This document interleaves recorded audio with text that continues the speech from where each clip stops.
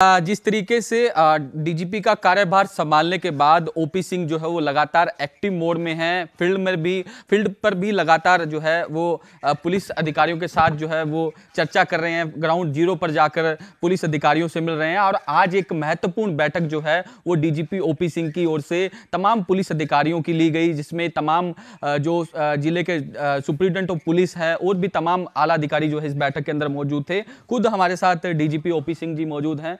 लगातार सर आप active mode में, मैं तो आपको पहले तो नमस्ते अपने दर्शकों को करवाइए। बिल्कुल हमारे दर्शक जो सुन रहे हैं उनके लिए क्या कहेंगे सर शुरुआती तौर एक तो उनको हमारा नमस्कार है और आपको धन्यवाद है कि आप रूबरू करा रहे हैं उनसे जी।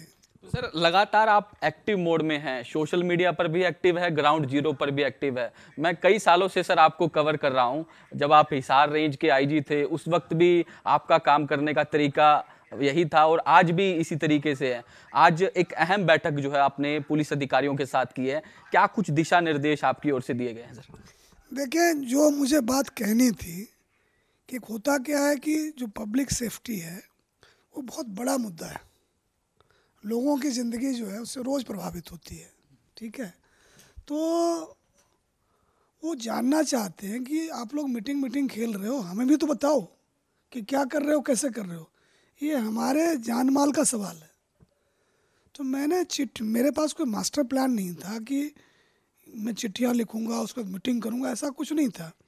बट जो एक संवाद की जो मौलिक ज़रूरत है कि आप लोगों को कहें तो सही कि आप क्या चाहते हैं अपने मुलाजिमों से, लोगों को कहें तो सही कि आपके दिमाग में क्या है।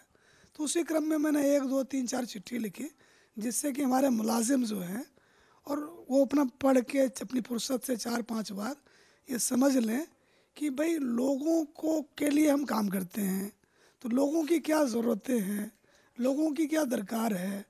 तो उस बारे में हम एक दूसरे से डिस्कस कर रहे हैं और हमारा जो मकसद है अच्छी क्वालिटी का पब्लिक सेफ्टी देना। आप घर बाहर सड़क बाज़ार दुकान में ये लगे कि जो लोग हमें तंग करते हैं उसके बारे में पुलिस को जानकारी है, पुलिस उस पर एक्शन ले रही है और अगर कोई गड़बड़ करेगा तो उसको टांग देगी। तो ये चिट्ठी के क्रम में ख़त्म हुआ। अब है कि लीडरशिप जो होती है ना जी, चिट्ठी चुट्ठी से नहीं चलती। अंत में जो आपके आदमी हैं आपको देखना सुनना चाहते हैं आपके दिमाग में क्या है। तो हमने आखिरी छोर तक सिपाही तक को हमने कहा कि वीसी के थ्रू मैं उनसे बात करना चाहूँगा। ये कहना चाहता हूँ कि हम जो जब फील्ड के दौरे पर आएँ, चाहे यहाँ बैठे हैं, तो हमारा एक ही काम है कि अपनी फोर्स को हम वर्किंग ऑर्डर में रखें और फाइटिंग फिट रखें। हमारा इतना ही काम है।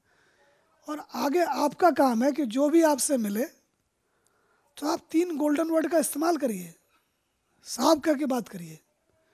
और आप अगर किसी को आपने रोका है तो बोले सॉरी, मैं रोकना पड़ रहा है आपको, ये कारण है।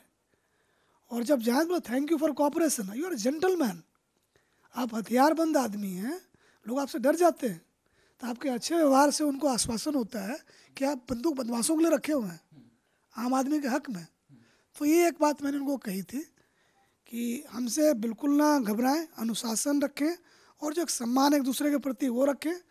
लेकिन जो भी हो बातचीत में तो कभी भी हम उनको टारगेट नहीं कर रहे हैं। वो हमारे आदमी हैं, उनका ध्यान रखना, उनको कारगर बनाए रखना, ये हमारा काम है। तो हमारा फ्यूचर का उनसे इंटरेक्शन यही होगा। दूसरा हमने 2 ही बात हमने करी। दूसरा हमने ये कहा कि जी ये मेट्रो ट्रेन बंद करो कि येलो लाइन पर तो गुंडे चल रहे हैं बदमाश, ब्लू लाइन पर पुलिस चल रही है, दोनों मिल ही नहीं रहे हैं। तो हमने मोनो रेल चलेगी जी। हरियाणा के अंदर अगर कोई हथियारबंद बदमाश चले तो शुरू करो जी, 200 किलोमीटर में पुलिस पकड़ेगी, फिर 150 किलोमीटर में लेके आओ, 100 में लेके आओ, 50 में लेके आओ। ये मोनो रेल चलनी चाहिए। बदमाश हरियाणा में घुसे तो कहीं ना कहीं उसको पुलिस मिलनी चाहिए।